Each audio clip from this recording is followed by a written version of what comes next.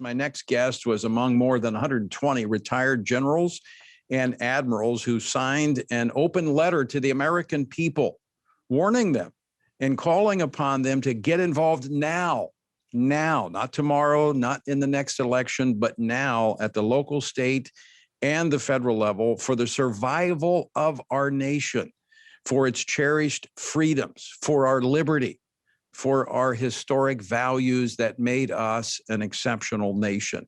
They're all at stake today. Among those signatories is our own FRC Executive Vice President, Lieutenant General Jerry Boykin, one of the original members of the U.S. Army's Delta Force, and he spent his last 4 years of his 36-year career as the Deputy Undersecretary of Defense for Intelligence. General, welcome back to the program. Well, thanks a lot, Tony. I'm real glad to be with you today. 120 plus senior retired military officers. I mean, they're sounding the alarm. And the timing of this is such, when you look at what has happened this week, where you have one of the greatest outbreaks of violence and conflicts in the Middle East, in Israel, that we've seen since Barack Obama was in the White House. We've got a cyber attack on our gas pipeline, the Colonial Pipeline, which is creating gas lines, unemployment rates rising, the border 20-year crisis. The policies of this administration are putting the nation at risk. Yeah, no question about it, Tony. Let me say that, we could probably get, within the next 48 hours, get another 100 retired generals and admirals on this thing, because this is fundamental to the oath that we took to support and defend the Constitution of the United States, and that Constitution is right now being threatened in a way that I've never seen before or never expected to see. And all those things that you just mentioned are just the tip of the iceberg. We talk about other things in here. We even talk about the electoral process and the integrity of the electoral process. We talk about China. We talk about Section 230, with regards to this cancel culture and the what Facebook and Twitter are doing in terms of just bumping people like the President of the United States off. We talk about the rule of law, and we go through a myriad things that we believe are threatening the future of this nation as a constitutional republic and a nation who is founded on the fundamental principle of consent of the governed. There are so many issues here. I want to take just a couple of them. I want to, you and I, we've traveled to Israel together. We've been in Jerusalem. We've been in some of these spots right now that are under attack. I've been there. You've been there during times when there have been these types of conflicts. This one seems pretty intense. They're now reaching to Jerusalem with their rockets. But it would appear to me that it doesn't appear to me. I know this to be a fact, but I'm going to let you comment on it. The reality is bad people, like what we see in the Middle East right now, in Israel, they look for weakness. And when there is an opening, they will take it. And I think what this administration is signaling is weakness. And I think this is just the beginning of the things that are going to happen. Yeah, stop and think about the fact that when Donald Trump moved the U.S. Embassy to Jerusalem, you did not have this kind of reaction. Now, that was a significant issue, not only for the Jews, but for the so-called Palestinians there. That was a big deal. And our president was, in fact, told that this is going to create a war in the Middle East. He did it anyhow, and you didn't have nearly this reaction. So why are we seeing such a reaction now, allegedly, about housing in East Jerusalem? Well, it is because you have a president that is being tested right now by Hamas and Fatah and Iran, who helps to fund these organizations and supply them with equipment. They're testing our president. And I'm sad to say that thus far, I don't think that our president has provided much of a response, certainly not a response that would deter them in the future. You mentioned Iran. Let me know if I'm connecting the dots appropriately or not. But I would venture to say that, those hundreds of rockets, a number of them that are now being fired on Israeli territory, were funded by the money that the Obama administration, the plane load of money that they took to Iran as a part of the nuclear deal, which President Biden is trying to restart. Would that be a correct assumption? Oh, I think that's very, very true, and I think that the intelligence community would tell you the same thing. And I think that all you have to do is you have to look at some leaked intelligence reports back during the Trump administration where certain terrorist elements were talking about how they were no longer getting the same level of money from the Iranians when Mr. Trump slapped sanctions on them, sanctions that were hurting them, sanctions that were really taking a toll on their economy. And therefore, Iran didn't have the kind of money they had had in the past. But now those sanctions don't seem to be an important issue for this administration.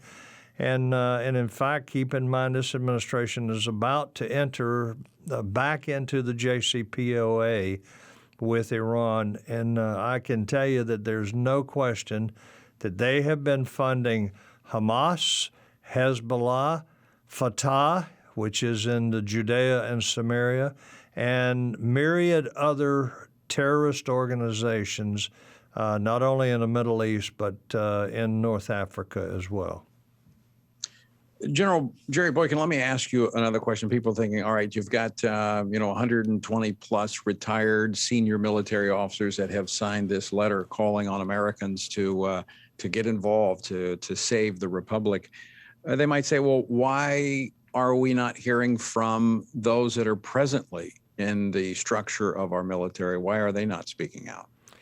Yeah, first of all, don't think that way, because those that are wearing the uniform are really, and rightly so, they're under a system that does not permit them to take an active role in advocating for or against the commander-in-chief of the United States, and that's the president, according to Article 2. So they can't speak out against the president, and it should be that way.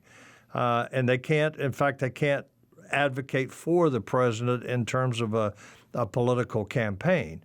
So, but let me say this, again, there are an awful lot more retired generals just exactly like the 124 of us that signed this. Now, there are some that are diametrically opposed to what we stand for, what we have done here with this letter, the issues that we've raised with this letter, to include the fitness of the commander-in-chief. And they are very much against what we've done here.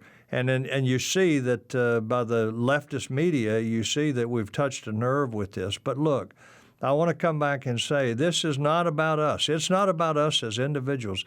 This is about the Constitution of and the future of the United States of America. And we feel that there was no expiration date on our obligation that we incurred when we took the oath, saying, I do solemnly swear that I will support and defend the Constitution of the United States against all enemies, foreign and domestic. But this really, isn't this the role of retired military officers, those who have served in these critical roles of advising, and they understand the system? And so, you're right. When they're in the military, you take the orders and you carry them out. There are times, if you're going to challenge them, you lay your stars or bars on the table and you walk out. But it's been really the history of military officers as they have stepped out of active service that they speak to these issues. And that's what these officers are doing in this case. Yeah, that's exactly right. And don't forget that Dwight D. Eisenhower was a retired four-star general, and if you want to go even further back, Ulysses S. Grant and others, Andrew Jackson and so forth, were former members of our military. And they had an investment. They had made an investment in America. And I think to all of us that signed this letter feel that we've made an investment in America. We're not entitled to anything special, but we also have invested enough in this country that we feel that we ought to be able to speak out in terms of what we see happening in this country. And Tony, just go back to the things that you laid out there at the beginning of this discussion here, with the border crisis, right now, and the gas lines, and oh, by the way, how about the increasing debt, and how about the we didn't even talk about that in this letter so much, and then look at what's happening in a variety of things in America that really impacts the future of this country. Not to mention the fact that we've got an incredible amount of money that's going to have to be paid back by my grandchildren. This has to stop.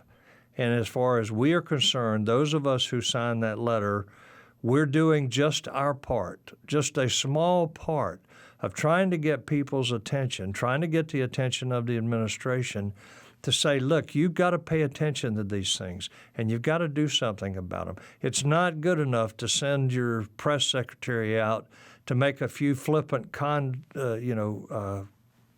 remarks with regards to what we're bringing up here.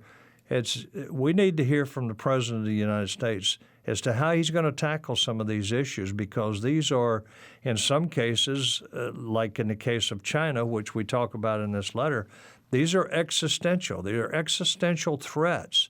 They threaten the very existence of America.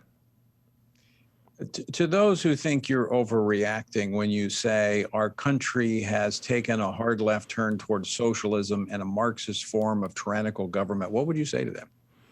Well, I would say you better wake up, because we have people that are now admitting that they are socialist. And if you know anything about Karl Marx, Marxism, or socialism, what you must know is that socialism is the pathway to Marxism. And you might as well say Marxism and communism are the same thing. Fundamentally, they're the same thing. And people that deny that we are turning to a Marxist nation are people that are not paying attention, or they don't understand. And I would say to them right now, look, I spent, I came in the Army when the Soviet Union was our big threat. And there was just an absolute total focus on the Soviet Union and the communist bloc. And now today we have people that don't even know what the Cold War was. They don't know anything about socialism or Marxism, and that's a very dangerous thing, because we have taken history out of our curriculum in the public school system, and a lot of that history that has been taken out is the history of what the Soviet Union was, and what they did, and what the Cold War was all about, and why we had so many troops in Europe. And in places like Turkey, to stand against the existential threat that the Soviet Union actually presented to us. They've had to take out the history portion so they can put it in civics in terms of critical race theory, and they're teaching Marxism, but not from a historical standpoint. They're indoctrinating our kids today. General, we're out of time. I want to thank you for joining us, and again, appreciate your courageous leadership and those that are standing with you.